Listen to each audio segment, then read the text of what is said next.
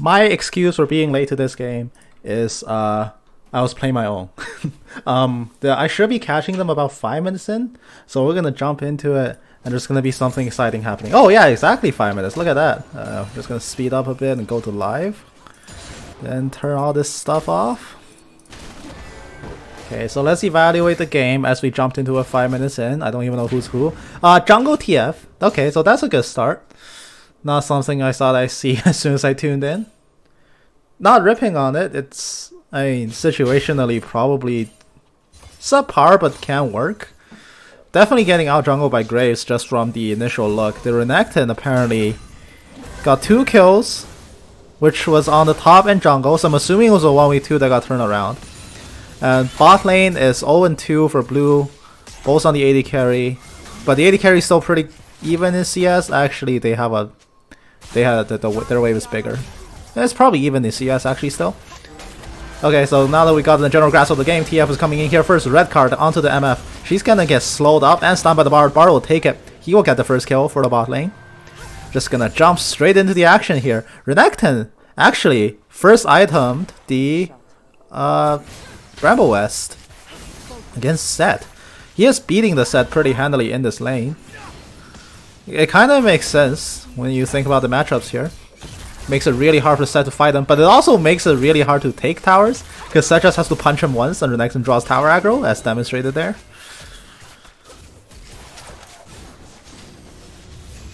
Ryze is also mid against Diana. How he's doing? He's looking pretty even, unless this is a Diana solo kill. It is going to be a Diana solo kill. Good turnaround by her.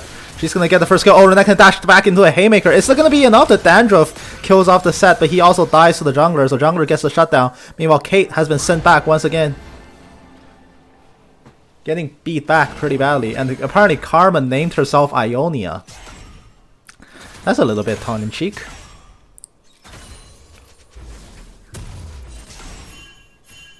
I wonder if this guy's an Ionian champion one trick. Somebody look up his profile and get back to me.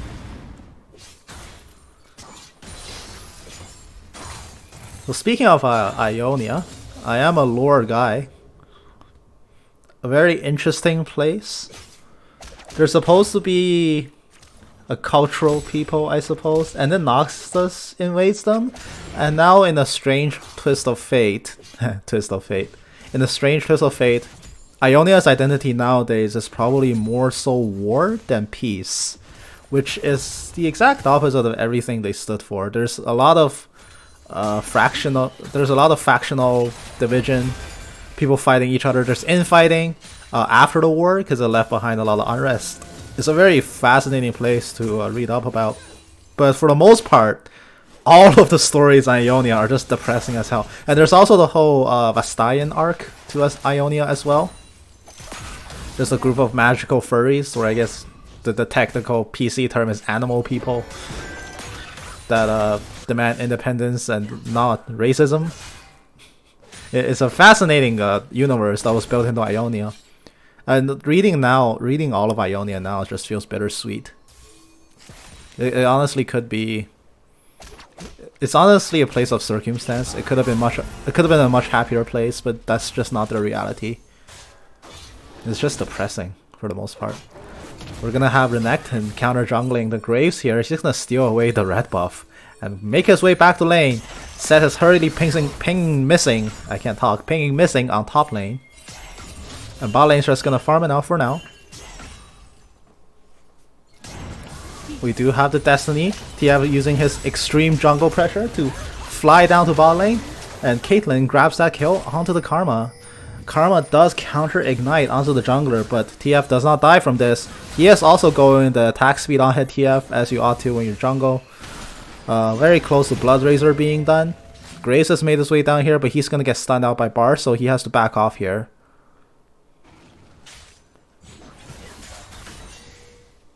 Okay. We're just gonna... The game state will continue sussly. So let's look at the items here. Caitlyn is closing in on Storm Razor, but I'm assuming she died or backed at awkward timings, because she picked up every component that's not BF Sword off Storm Razor. And she's going up against a straight up BF Sword on the Misfortune here. Interesting set of circumstances. We do have Rise being pulled back by the Moonfall. Oh, Diana's, is she gonna get another kill? The Crescent Strike does get it. She takes down that solo kill. 2001 01 23. That's most likely this guy's birthday, making him... Wow. Maybe I'm old, but that's really young. Anyone born after the year 2000 is pretty young, even though this guy is 19 now, if that's actually his birthday. 19 is not that young. It depends on who you talk to, I guess. They're above 18, so they're legally allowed to play League of Legends. Because if you're below 18, you don't have the maturity to play this game, clearly. This game is rated M. No, it's not, but still. Renekton gonna turn on his Dandruff. He's gonna turn it right onto the Graves, actually. Graves, has he made a mistake coming down here? He does blow his entire damage combo onto him, and the red buff damage well, not red buff, but red smite rather, takes that kill. And Rise portaling his way top, and now, well, teleporting his way top at least. Now he's in a lot of trouble. Diana does have Moonfall, but Seth grabs him back anyway, and Showstopper slams him away from his tower. The 19-year-old, probably the next Faker if you give him like 2 more years. Unfortunately, not a great start to his career, dropping 0-3 so far in this game. Oh, beautiful Bard ultimate, and the Miss Fortune gets rooted and stunned up. That's going to be the easiest kill ever. Karma has to run away as well, but the Ignite is taking down her. Shoot down Ionia, the Caitlyn bullet follows through. 2-2 and 2, Stormrazor is complete. Miss Fortune doesn't have Reaver complete, it seems. Let's check the Caitlyn's ruins here. Does she have... She does not have Magical Footwear. She has the standard setup of Nimbus Cloak into Gathering Storm. I'm not so sure if... I shouldn't be talking because I haven't played Caitlyn in like a year. But I wonder if Nimbus Cloak plus Gathering Storm works on Kate. Definitely is for those more skirmish AD carries like Xayah, Aphelios, Kai'Sa. They would definitely take that. Not sure about Caitlyn. It could be my inexperience talking here though. Could very well be a Graceling on Caitlyn.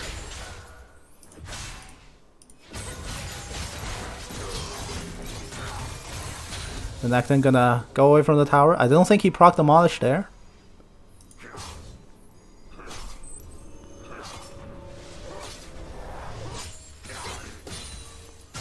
Diana's gonna back up top lane. And now, blue team bot tower's under siege. Caitlyn has to rotate her way in. Everything's going fine so far for both teams. Nothing really backbreaking has happened thus far. Everyone's, I guess it's a pretty good early game across the board. There's no obvious, oh wait, the game's lost moments yet.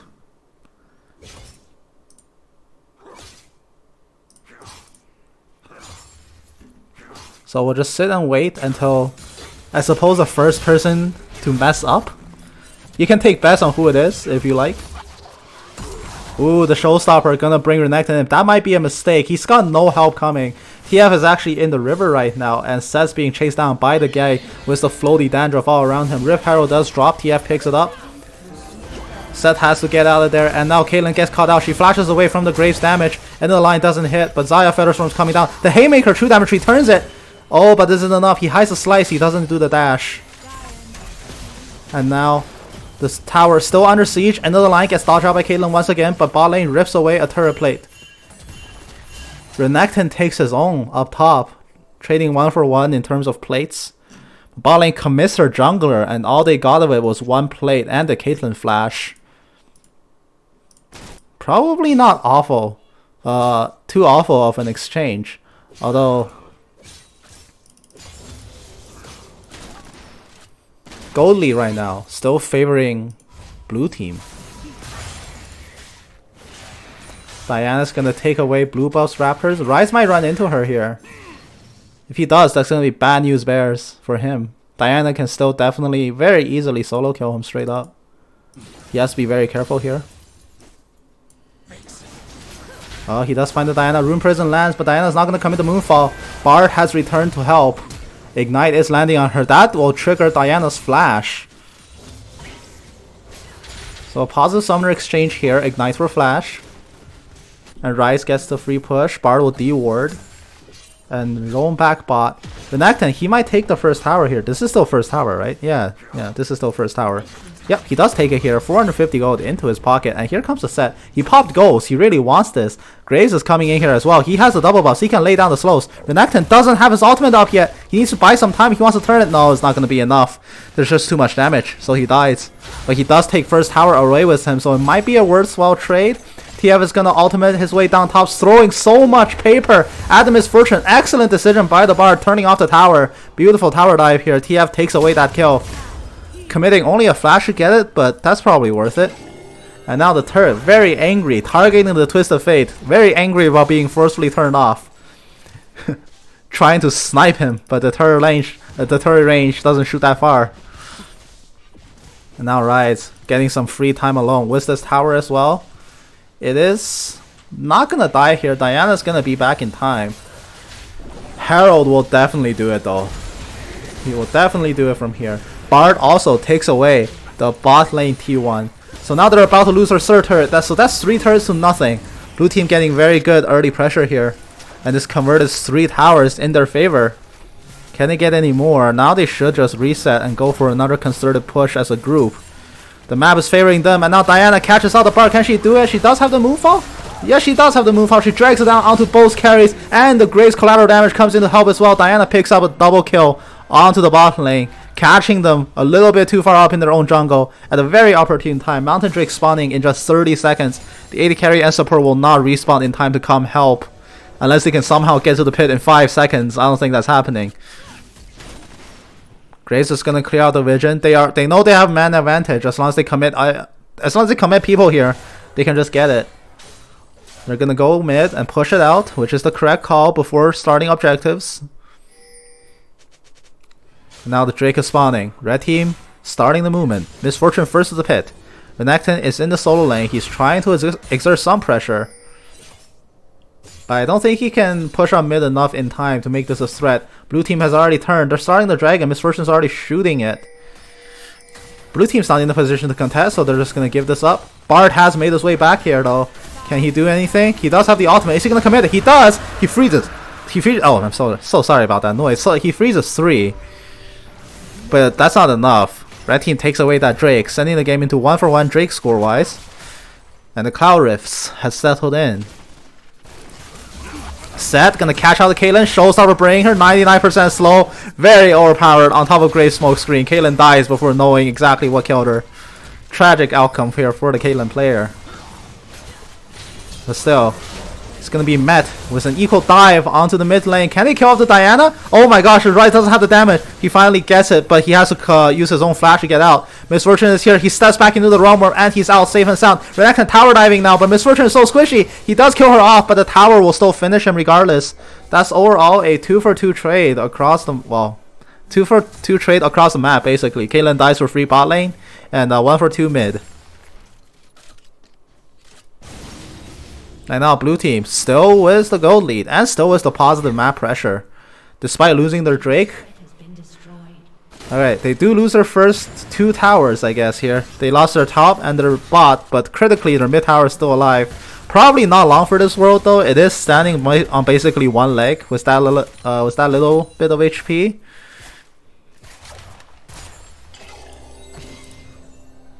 It's probably fine. Caitlyn's gonna make her way back mid. This ADC has to play very cautiously against a team like Red Team. Anything can catch her out. Set has Showstopper and Facebreaker. Graves can just dash in there and burst her out. Karma has the root. Diana is an amazing catcher because she just dives on your face and pulls you in and kills you. She's very much a gun. Well, she's not the gun. She's the bullet. She's very much the bullet in the gun, but she is also her own trigger.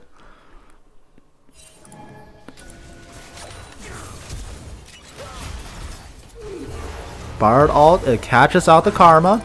He's gonna portal in, he's gonna go for it, but TF ult comes in as well. Go card onto the Karma. That's gonna be a very, very dead support right there.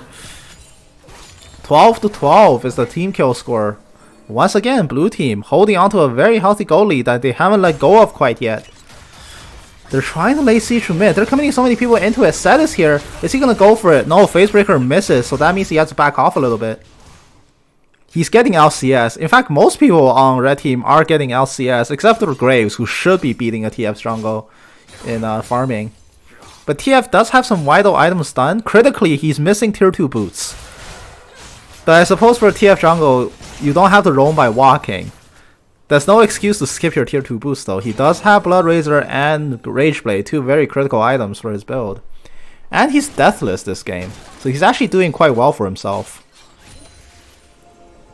But the problem is, can he lay down enough damage here to be a veritable threat?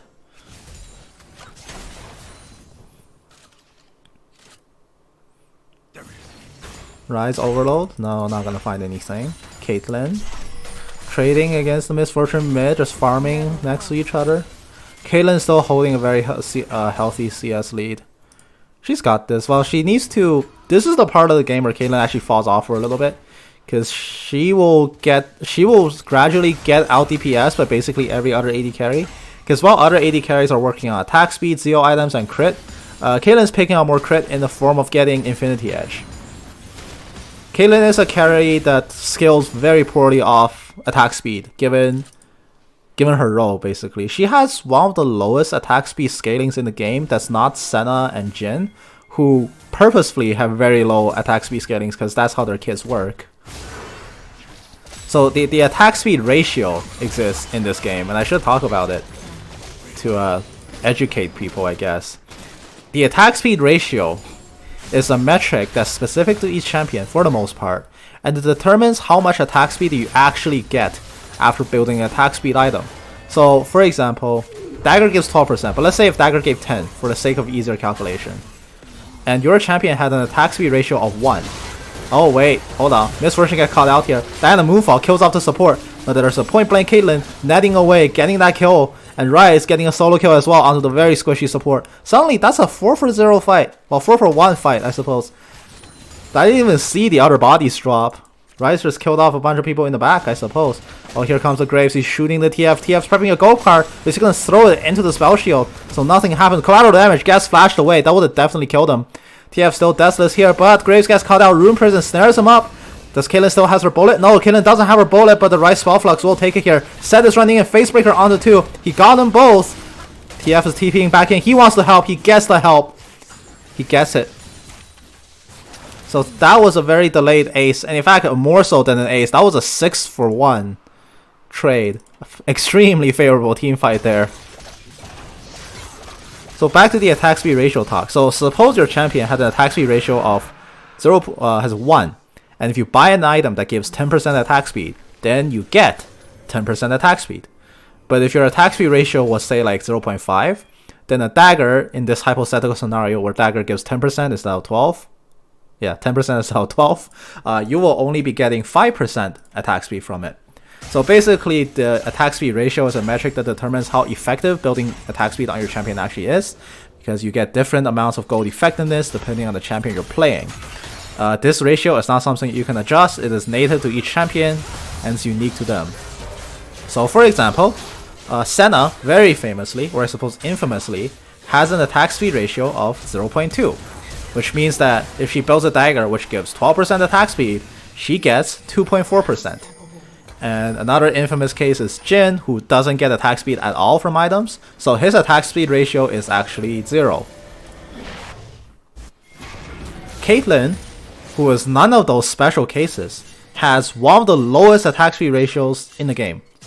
I think it is, well, it's definitely below 0.6. It's around 0.58, if I'm not mistaken. So she gets just over half effectiveness from actual attack speed items, which is why she's a champion that stacks Storm Razor into Eye Edge, then into attack speed. Because it doesn't scale that well on her, and you really build the attack speed for the crit and the ability to kite for the most part. Because if you mirror other AD carries and you get IE into Shiv, or at least a Storm Razor into Shiv or Rapid Fire, you actually lose out on DPS if you just straight up build IE. But that also means during the mid game, when you're busy working on IE, you're in the power trough, where other AD carries going ZO items outdamage you. Most AD carries most champions in general, has attack speed ratios of anywhere between 0.65 to 0.69. Oh, Bard. Oh, he actually froze Diana mid-Lunar Rush. And now Caitlyn. Oh, she actually stays alive here. Right, is going to flux away the rest of the team. That is a 2-for-0 here. Sett is still dead, but he's respawning just now.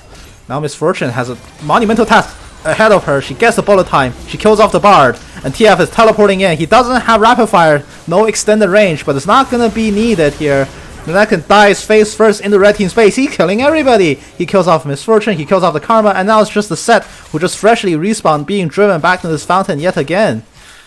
Very scary here. Rise, the next Faker, I suppose, shows the hell up after his 0-3 start. He's picked up 8 kills since then. Definitely showing off here a little bit in the mid-late game. Caitlyn, of course, has also gotten over her little power dip. 2 crit items done. She's gonna be able to punch really hard now, especially compared to the MF, who is struggling to complete her own IE at this particular moment. So most champions, to finish the last train of thought, most champions have an attack speed ratio between 0.5 to 0.65 to 0.69. So Caitlyn having 0.5 something is very much a special case. I think the highest one I saw was Teemo at 0.69. Most other champions have 0.66 something. Or 0.65. For most champions, I say about slightly more than half. Your attack speed ratio is the same as your base attack speed. So your attack speed out of the gate at level 1, assuming no runes and masteries, is your attack speed ratio. That's the case for, I think, more than half of the roster. There are definitely other special cases, like I think Vayne has a slightly higher ratio than her base attack speed, but it's still below 0, it's still around like 0.68.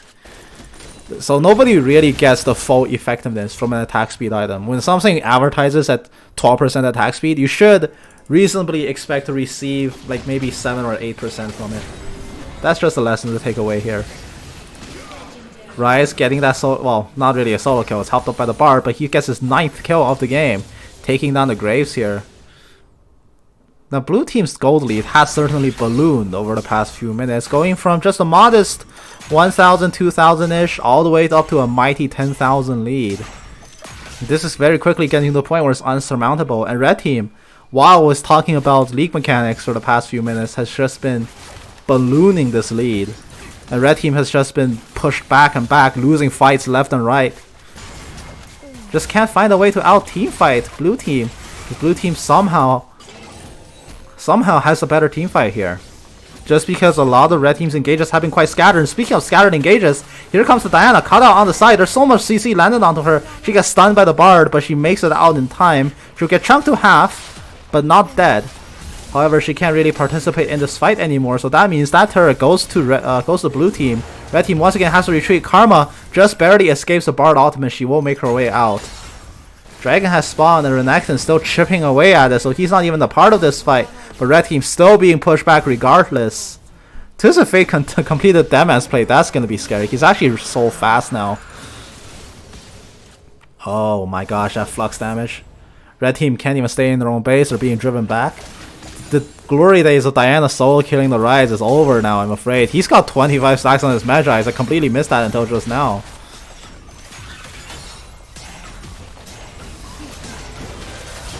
Oh, but here comes a brilliant engage here. Beautiful moonfall, catching onto 2. Diana gets a double kill.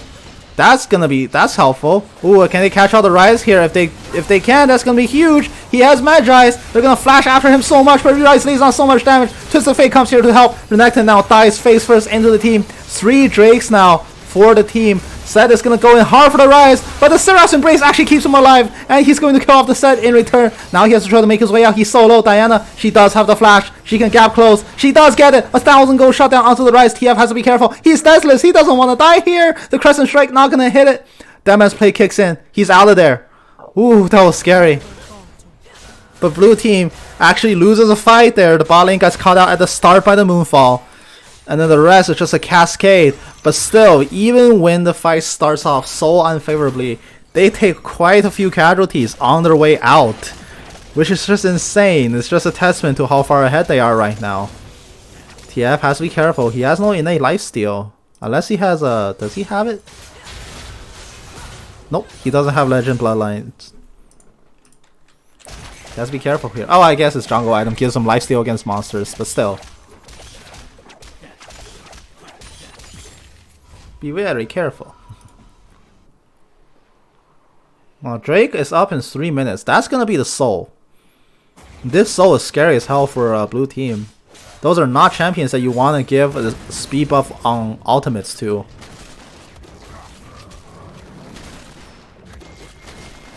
The Renekton, the Rise, the TF, I'll make use of it.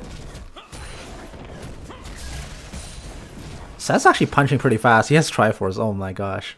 Of course you build Triforce when you're behind, right?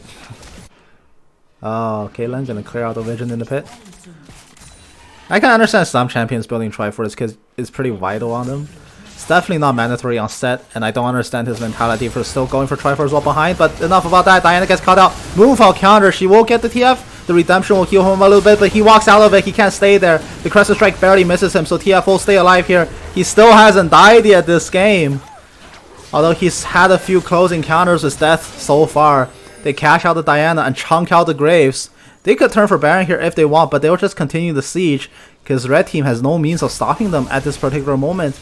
Karma Empower Q will lay down some damage. TF, he does have Rapid Fire complete. He's tossing out super long range gold cards. It's always so scary when you can get a lock-on stun from 700 plus units away. The bullet time will not find anyone. Miss Fortune gets shot down by the Caitlyn. The Showstopper comes into the back, but he's alone. The Haymaker actually kills off the Renekton, even though it was aimed at TF. TF once again, a date with death he has, skirting out of the way. Standing up death at their own dinner date. He is still alive despite all odds. They're just gonna rip away towers here. They're going for the GG push. Can they get it here? End of the line, just driving TF a little bit back. He's still in here, and he's actually healed up quite a bit thanks to the Bar Shrine and his own regen. Oh, the damage is coming in so close. He hasn't died. He has died. Collateral damage will finally finish him off for the first time this game. Now he's mad. His KDA is ruined. But the game is also over. The Bard freeze catches out the Diana. The trap gets laid down just in the nick of time. Diana will die, and the game is over. The Rise Realmward pouring a bunch of minions in, and he's just fine. He actually tanked the laser shot too. Blue team takes the win.